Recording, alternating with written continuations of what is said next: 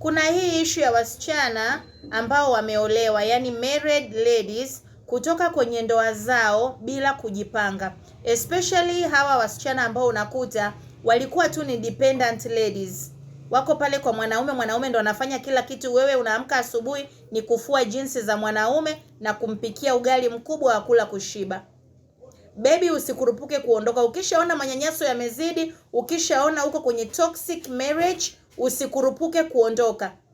Jipange kwanza. Wasichana wengi ambao wamekurupuka kuondoka, sasa hivi wengi wananiomba ushauri. Mtu anakwambia, Danema nifanyeje? Nateseka na watoto.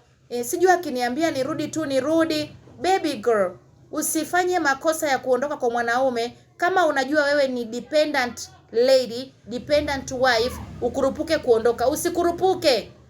Kaa kwa huyo baba, kuwa mpole, you know what you want. Jipange ukiwa kwake. Yaani jipange kwa sababu tayari si umeshajua kinachoendelea. Kwa hiyo wewe hapo unajipanga, mdende huyo baba. Mdende huyo baba, mpulize vizuri kisogoni. Mpulize, akupe pesa ya mtaji. Upate pesa utunze kwa ajili ya mtaji wako. Yaani mpulize, mbembeleze, kuwa mtii.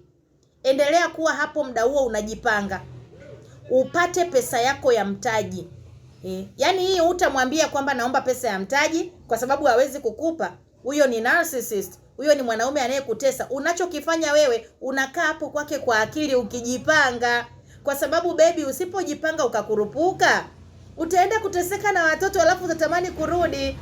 Kweli utatoka kwa hasira, kwa mihemko, kwamba na mimi naondoka, lakini utataka kurudi. So before you go, kama wewe ni dependent lady, jipange kwanza ukiwa kwa huyo baba.